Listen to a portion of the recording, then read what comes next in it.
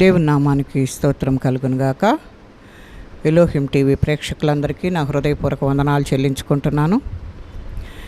జీవము కలిగిన దేవుని కృపావర్షం మనందరిపై సమృద్ధిగా కురియునుగాక.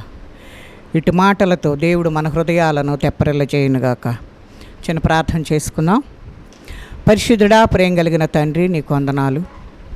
ఇంతవరకు నీ ఉచితమైన కృపను బట్టి కాచి కాపాడి సజీవులుగా ఉంచి దినమిచ్చారయ్యా, నీకు వందనాలు.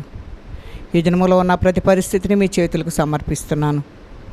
దయగలిగిన ఆత్మ, నీకు స్తోత్రాలు. నా నోటికి బోరగా ఉండి మీరు మాట్లాడండి. నీ ఆత్మాభిషేకం నాపై ఉంచండి. నీ కృపాకార్యములు మా వెంట ఉంచమని వేడుకుంటున్నాము నాయన. మీరు ఏది మాట్లాడాలో నా నోటికి వినాయన మీరు దయచేయమని వేడుకుంటున్నాం. వివరించటకు కావలసిన కృపను మీరు విడుదల చేసి మీ జ్ఞానాత్మతో నింపి మీ నామానికే మహిమ, ఘనత, ప్రభావములు పొందుకోమని యేసు పరిశుద్ధ నామమును అడిగి వేడుకుంటున్నాం తండ్రి, ఆమేన్. దేవుని నామానికి స్తోత్రం కలుగునుగాక. చిన్న పాట పాడుకుందాం. రాజులకు రాజైనాయి మన విభుని పూజ చేయుటకు రండి. ఈ జాయాశాలి కన్నా మనకింకా రాజవారును లేరని కరుణగల సోదారుండయ్యాన ధరణికే తెంచేనయ్యా. స్థిరముగా నమ్ముకొనినా మన కొసగు పరలోక రాజ్యంబోను. రాజులకు రాజైనాయి మన విభుని పూజ చేయుటకు రండి. నక్కలకు బొరియాలుండే నాకాశ పక్షులకు గుళ్ళుండేను. వక్కింత స్థలమైనాను మన విభునికెక్కడా లేకుండేను. రాజులకు రాజైనాయి మన విభుని పూజ చేయుటకు రండి. అపహాసములు చేయుచు నాయా నాయా ననమోపై నుమియుచు కృపమాలిన సైనికులు అందరును నెపమోలెంచుచుగొట్టిరి. రాజులకు రాజైనాయి మన విభుని పూజ చేయుటకు రండి. కరమునందొక్కరెల్లు పొడకాను తిరముగాను చీవారల్ ధరణి ప్రాతిశ్రేష్ఠుడా నీకిప్పుడు దండమనుచును మ్రొక్కిరి. రాజులకు రాజైనాయి మన విభుని పూజ చేయుటకు రండి. ఇట్టి శ్రమలను పొందిన రక్షకుని పట్టుదలతో నమ్మినా అట్టహాసముతోడాను పరలోక పట్టణంబున చేర్చును. రాజులకు రాజైనాయి మన విభుని పూజ చేయుటకు రండి. శక్తిగల రక్షకుండై మన కొరకు ముక్తి సిద్ధము చేసేను. భక్తితో ప్రార్థించిన మన కొసగు రక్తితో నా ముక్తిని. రాజులకు రాజైనాయి మన విభుని పూజ చేయుటకు రండి. త్వరపాడి రండి రండి పరమ గురిని యొద్దకు మీరాలు. దరికి చేరిన వారిని ఈ ప్రభువు తరుమాడెన్నడు దూరము. రాజులకు రాజైనాయి మన విపుని పూజ చేయుటకు రండి. ఈ జయశాలి కన్నా మనకింకా రాజవారును లేరాని. రాజులకు రాజైనాయి మన విపుని పూజ చేయుటకు రండి. ఈరోజు ప్రభు శిలువపై పలికిన మొదటి మాటను గురించి మనము జ్ఞాపకం చేసుకుంటానికి దేవుడిచ్చినటి సమయాన్ని బట్టి దేవునికి వందనాలు చెల్లించుకుంటున్నాం. అది కూడా ఒక పాట రూపంలో ఉన్నది కనుక పాడుకుందాం. ఆహా మహాత్మా శరణ్యా విమోచక దోషరహిత చంపే నిను నా దోషరహిత చంపే నిను నా దోషమే కదా.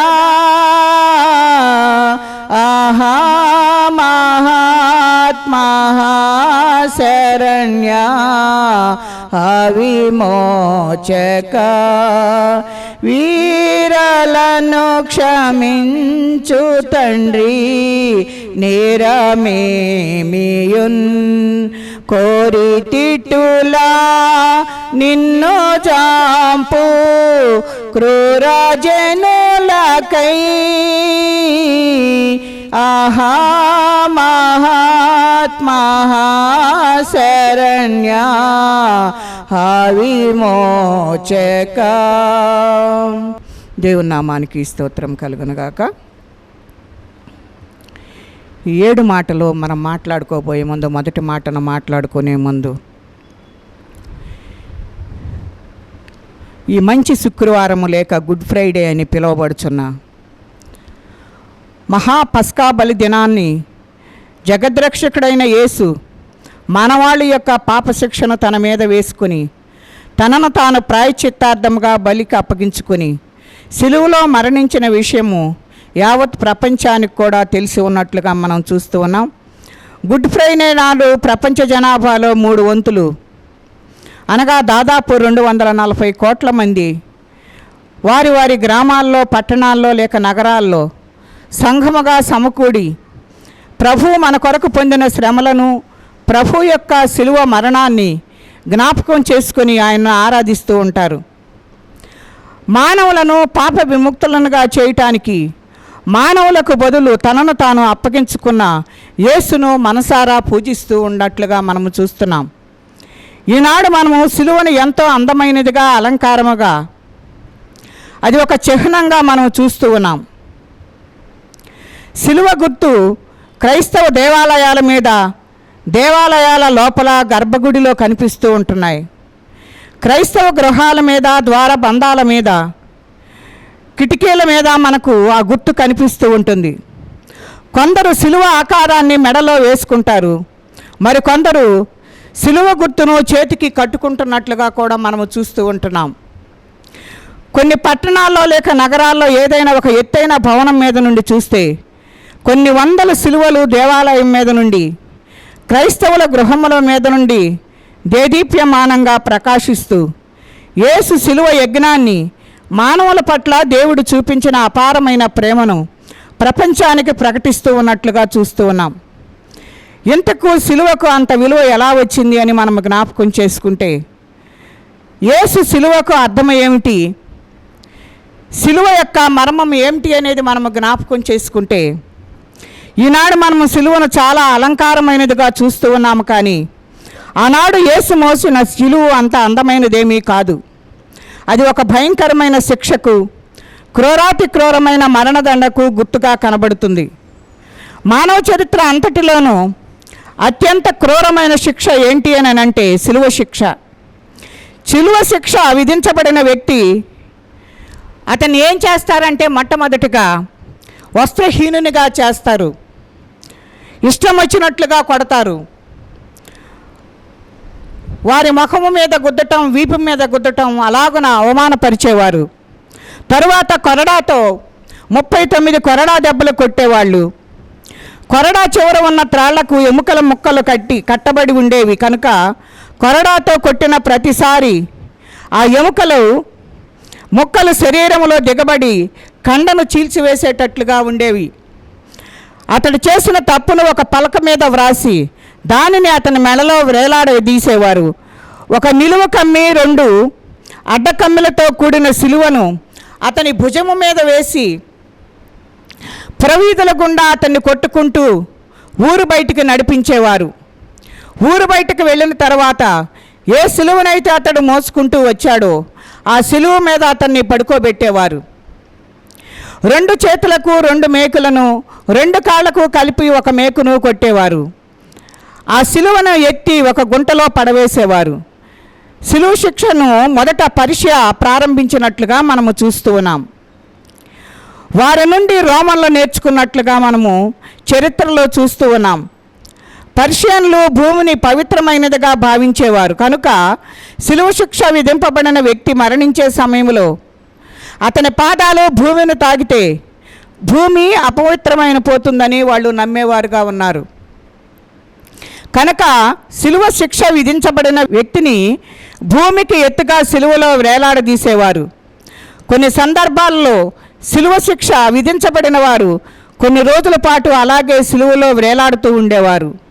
ఆ వ్యక్తి ఇంకా ప్రాణంతో ఉండగానే కాకులు, గ్రద్దలు, రాబందులు అతని శరీరాన్ని పొడుచుకు తినడం ప్రారంభించేవి. ఈ విధంగా సిలువ శిక్ష ప్రపంచ చరిత్రలోనే అత్యంత క్రూరమైన, భయంకరమైన మరణశిక్షగా మనకు కనబడుతూ ఉంది. ఆ దినాలలో రోమన్లు ఈ రీతిగా సిలువ శిక్షను అమలు చేసేవారుగా మనకు కనబడుతూ ఉన్నారు. దైవమానవుడైన యేసు శరీరధారిగా ఈ భూమి మీద 33.5 సంవత్సరములు నివసించినట్లుగా మనం బైబిల్ గ్రంథంలో చూస్తూ ఉన్నాం. ఆ 33.5 సంవత్సరాల్లో చివరి 3.5 సంవత్సరాలు చాలా ప్రాముఖ్యమైనవిగా మనకు కనబడుతున్నాయి. చివరి 3.5 సంవత్సరాలలో చివరి 6 మాసములు చాలా ప్రాముఖ్యంగా మనకు కనబడుతున్నాయి. ఆ చివరి 6 మాసాల్లో చివరి 6 వారములు చాలా ప్రాముఖ్యంగా మనకు కనబడుతున్నాయి. ఆ చివరి 6 వారాల్లో 6 దినములు ప్రాముఖ్యమైనవిగా మనకు కనబడుతున్నాయి. ఆ చివరి 6 దినములలో చిట్ట చివరి 6 గంటలు ఎంతో ప్రాముఖ్యమైనవి. యేసు ఉదయము 9 గంటల నుండి మధ్యాహ్నము 3 గంటల వరకు అనగా 6 గంటల పాటు సిలువలో వేలాడినట్లుగా మనము చూస్తూ ఉన్నాం. అంతము ముందు రాత్రి సైనికులు గెత్సేమనే తోటలో యేసును బంధించిన క్షణము నుండి యేసుకు శ్రమలు ప్రారంభమైనట్లుగా మనము చూస్తూ ఉన్నాం. రాత్రంతా మత పెద్దలు, సైనికులు మరియు ప్రజలు ప్రభువును కొట్టారు, పిడిగుద్దులు గుద్దారు, ఉమ్మి ఊశారు, అవహేళన చేశారు, అవమానించారు.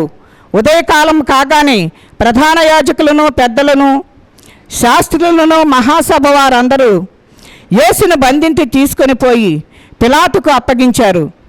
పిలాతు యేసు తన అన్యాయపు తీర్పును ప్రకటించగానే సైనికులు ఆయనను ప్రేతోర్యం అనబడే మందిరములోనికి తీసుకొని పోయి ఆయనను కొట్టి ముండ్ల కిరీటమును ఆయన తల మీద పెట్టి సిలువను ఆయన భుజముల మీద ఉంచి సిలువ వేయడానికి ఆయనను తీసుకుని వెళ్ళినట్లుగా మనము చూస్తూ ఉన్నాం.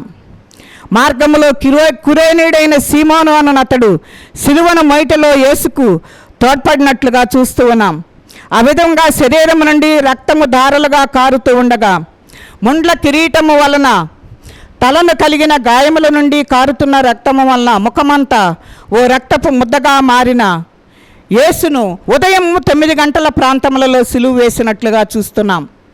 ఆయనతో పాటు 2 దొంగలు యేసుకు కుడివైపున ఒకడు, ఎడమ వైపున ఒకడు సిలువ వేయబడి ఉన్నట్లుగా మనము బైబిల్ గ్రంథంలో చూస్తూ ఉన్నాం. అది ఒక భయానక సన్నివేశముగా మనకు కనబడుతుంది. బహు హృదయ విదారకమైన దృశ్యంగా మనకు కనబడుతూ ఉంది. ఎవరైనా మరణించే ఒక వ్యక్తి యొక్క చివరి మాటలు చాలా ప్రాముఖ్యమైనవిగా ఉంటాయి. చివరి మాటలు అతని వ్యక్తిత్వాన్ని బయలుపరుస్తున్నట్లుగా చూస్తున్నాం. అతని అంతరంగాన్ని అతను బయట పెడతాడు. అతని గుణగణాలను ప్రతిబింబింపచేసేవిగా కనబడుతున్నాయి. అందుచేతనే మరణిస్తున్న వ్యక్తిని అతని చుట్టూ ఉన్నవారు ఇంకా ఏమైనా చెప్పాలని ఉందా అని పదే పదే వారిని అడుగుతూ ఉంటాం. కనుక ఈ భూలోకంలో ఎవరైనా చనిపోబోయేటప్పుడు చివరి మాటలుగా ఏదైనా చెప్తారేమోనని మనము కూడా ఈ లోకంలో ఎదురు చూస్తూ ఉంటాం. చరిత్రలో కొందరు పలికిన చివరి మాటలు ప్రాముఖ్యంగా ఉదాహరించబడినట్లుగా చూస్తున్నాం. రెండవ ప్రపంచ యుద్ధకాలంలో ఇంగ్లాండ్ దేశానికి ప్రధానమంత్రిగాను మిత్రకూటమికి పక్షపాతానికి ఆయన నాయకునిగా రాణించిన విన్స్టన్ చర్చిలో తన చివరి గడియలో జీవించటానికి మరో అవకాశమే ఉంటే జీవితాన్ని మరో విధంగా జీవించాలనుకుంటున్నాను అంటూ కన్నుమూసినట్లుగా చూస్తూ ఉన్నాం.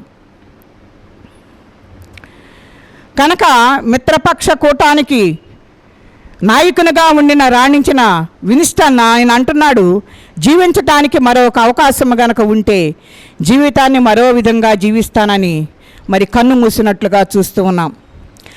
కమ్యూనిస్టు సిద్ధాంతకర్త దాస్ కాపిటల్ రచయిత అయిన కార్ల్ మార్క్స్ 1883 మార్చి 14న తన చిట్ట చివరి నిమిషంలో జీవించి ఉండగా మాట్లాడడం చేత కానీ వాడు మరణించేటప్పుడు అతను మాట్లాడుతూనే మరణించినట్లుగా చూస్తున్నాం.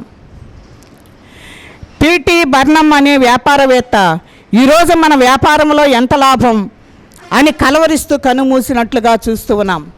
ఈ రీతిగా అనేకమైన విషయాలు వారి మనసులో ఉన్న మాటలన్నిటినీ కూడాను మరి బయటికి చెప్పటానికి ఆ చివరి గడియలలో అందరూ కూడా ఎదురు చూస్తూ ఉంటారు.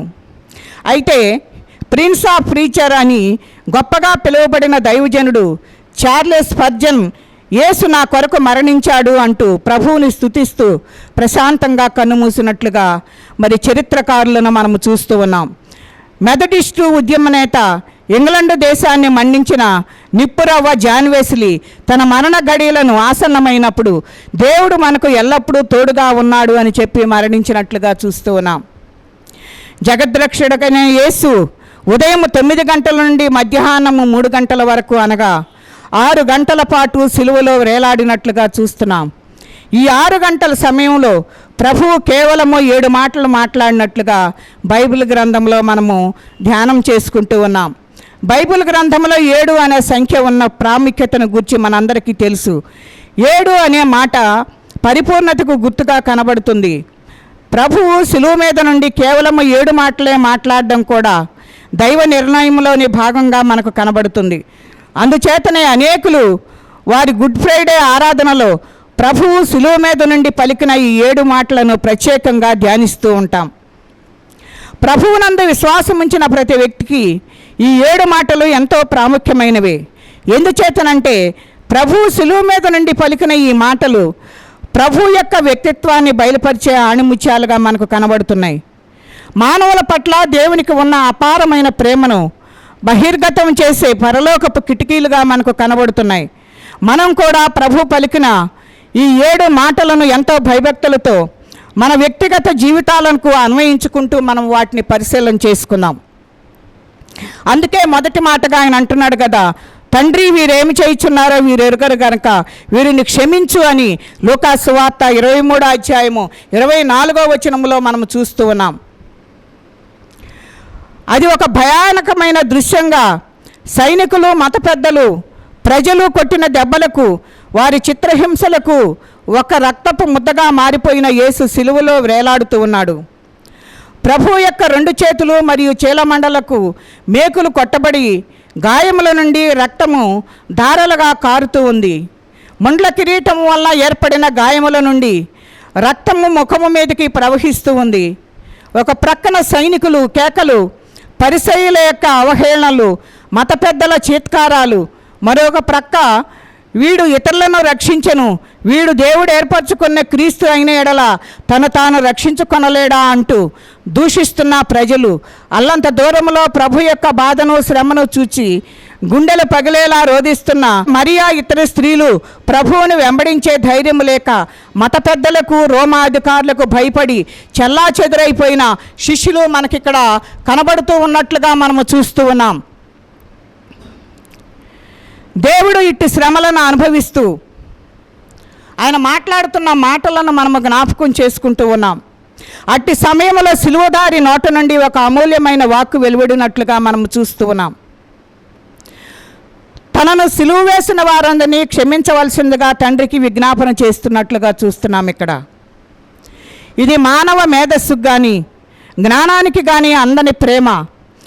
తనను బాధించి వేధించి చివరికి సిలువ కొట్టిన వారి కొరకు సైతం ప్రార్థించగలిగిన మహోన్నతమైన ప్రేమ.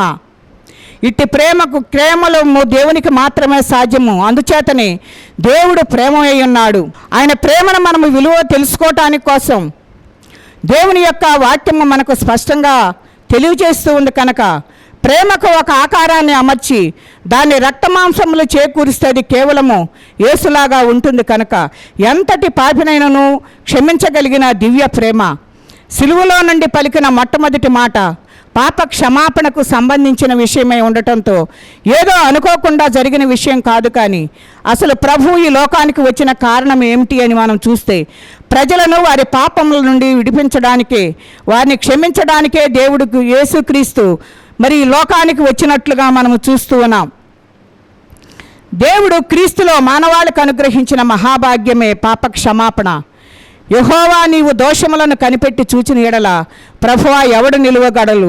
అయినను జనులు నీ యందు భయభక్తులు నిలిపినట్లు నీ యొద్ద క్షమాపణ దొరుకును అంటూ భక్తులు దేవుని కీర్తించినట్లుగా మనము చూస్తూ ఉన్నాం.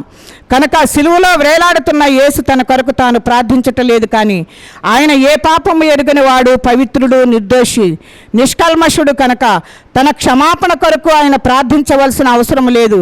అనేకులతో నీ పాపములు క్షమించబడినవి అని సెలవిచ్చినట్లుగా మనము చూస్తూ ఉన్నాం. పాపములను క్షమించుటకు మనిషి కుమారునికి అధికారము కలదు అని సవాలు చేసినవాడు. కానీ ఇప్పుడు ఆయన సర్వ మానవాళి యొక్క పాపములను తన మీద వేసుకొని మానవుల స్థానములో సిలువలో వేలాడుతున్నాడు కనుక వీరిని క్షమించు అని తండ్రికి మనవి చేస్తూ ఉన్నారు. ఇంతకు వీరు ఎవరు అనంటే సైనికుల, మత పెద్దల, పరిసయ్యుల, ప్రధాన యాజకుల, పిలాతు, హేరోదు వంటి రోమా అధికారుల, ప్రభువును పరిహసించి అవహేళన చేసిన సామాన్య ప్రజల, ఎవరునో ప్రభువును సహించి అవహేళన చేసిన సామాన్య ప్రజల ఎవరో అని మనము గమనిస్తే వారందరూ కలిసే ప్రభువును సిలువకు అప్పగించినట్లుగా మనము చూస్తూ ఉన్నాం. అందరూ కలిసే ప్రభువును సిలువ వేసినట్లుగా మనము చూస్తూ ఉన్నాం. ప్రభు యొక్క సిలువకు వారందరూ బాధ్యులే కనుక మరి మన మాట ఏమిటి అనేది మనం ఒకసారి పరిశీలన చేసుకోవాలి. ప్రభు మన పాపంలో కూడా తన మీద వేసుకున్నాడు కనుక మన కొరకు కూడా ప్రభు సిలువలో వేలాడాడు కనుక మనందరి పాప శిక్షను సిలువలో ఆయన భరించాడు కదా. కనుక వీరు అనే పదంలో మనం కూడా ఉన్నట్లుగా మనము చూస్తూ ఉన్నాం. యేసును సిలువకు అప్పగించిన గుంపులో మనం కూడా ఉన్నాము కనుక ఆయన సిలువలో వేలాడిన మన పాపంలో కూడా కారణమే కనుక మన కొరకే యేసు సిలువలో మరణించాడని నమ్మే మనం ఈనాడు కూడా మన మాటల ద్వారా, మన క్రియల ద్వారా, మన దుష్ట ఆలోచనల ద్వారా పదే పదే ఆయన సిలువ వేస్తూ ఉన్నాం. అందుకే ఆయన మనందరి క్షమాపణ కొరకు తండ్రిని దీనంగా వేడుకుంటున్నట్లుగా చూస్తూ ఉన్నాం. ప్రభువు తనను సిలువ వేసే వారి క్షమాపణ కొరకు ప్రార్థించటం మాత్రమే కాదు, కానీ వారిని ఎందుకు క్షమించారో దానికి కారణము కూడా ప్రస్తావిస్తున్నాడు. ఎందుకనంటే వీరేమి చేయుచున్నారో వీరెరుగరు గనక వీరిని క్షమించమని అని అంటున్నాడు. కనుక ఈ ప్రార్థన చాలా విచిత్రంగా ఉంది. ఏంటి అనంటే యేసును సిలువ వేసిన వారికి వారు ఏం చేస్తున్నారో తెలియదా అని. అవును, యేసు వారు ఒక మామూలు వ్యక్తిగా చూస్తున్నారు గనక వారికి యేసు ఎవరో బొత్తిగా తెలియదు.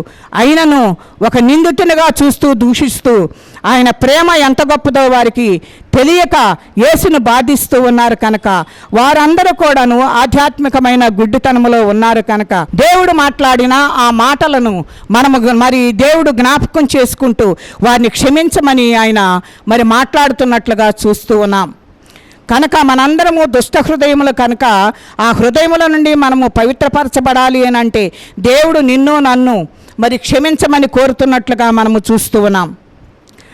అటువంటి సమయంలో మరి గుంపులందరూ కూడా కలిసి ఉంటున్నారు. వీరేమి చేయుచున్నారో వీరెరుగరు గనక వీరిని క్షమించమని ప్రార్థించిన దేవుడు మాత్రమే మనుషులను నిజంగా క్షమించగలిగిన వాడని మనము మరి దేవునిని మనము ప్రకటించేవారిగా ఉండాలి. దేవునితో సహవాసము కలిగి మరి వ్యక్తి తాను బాధించిన వారి సైతము క్షమించగలుగుతాడు కనుక అని ఆయన చేసి చూపించినట్లుగా మనము చూస్తూ ఉన్నాం. మనము ఎవరి మీదైనా పగ, కోపము, ప్రతీకార భావములుంటే వారు మిమ్మల్ని ఎంతో బాధించి ఉండవచ్చు, కానీ మిమ్మల్ని మీరు క్షమించుకునేవారిగా ఉండాలి. ఎంతగానో వేధించి మిమ్మలను తీరని కష్టానికి దుఃఖానికి గురి చేసి ఉండవచ్చు, కానీ ప్రభువును బట్టి వారిని క్షమించాలి. ఎందుకంటే మీ హృదయంలో ఈ కోపతాపముల నుండి, పగ ప్రతీకార భావముల నుండి విడుదల పొందాలి. మా రుణస్థులను మేము క్షమించి ఉన్న ప్రకారము మా రుణములను క్షమించమని మనం పదే పదే ప్రార్థిస్తూ ఉంటాం. అయితే ప్రభువు మనల్ని క్షమించాలి అంటే మనం కూడా ఇతరులను క్షమించటం అభ్యాసం చేసుకోవాలి. అప్పుడే క్షమాపణలోని ఆనందాన్ని, పరిపూరాన్ని మనము అనుభవించగలము. కనుక మరి మనందరము కూడాను ఒకరినొకరు క్షమించుకుంటూ యేసయ్య సన్నిధిలో మన పాపాలను ప్రక్షాళన చేసుకోవటానికి పశ్చాత్తాపడి కన్నీరు విడిచి ప్రార్థించినట్లయితే దేవుడు నిన్ను నన్ను కూడా క్షమించి మరి ఆ క్షమాపణలోని ఆనందాన్ని నీకు నాకు పరిపూర్ణంగా చేసి అనుభవించటానికి దేవుడు కృప దయచేస్తాడు. గనక అట్టి కృప పరిశుద్ధాత్మ దేవుడు మనకు తోడయ్యుండి నడిపించునుగాక. దేవుడి కొద్ది మాటలు మన వినికిడిలో దీవించి ఆశీర్వదించునుగాక. చిన్న ప్రార్థన చేసుకుందాం.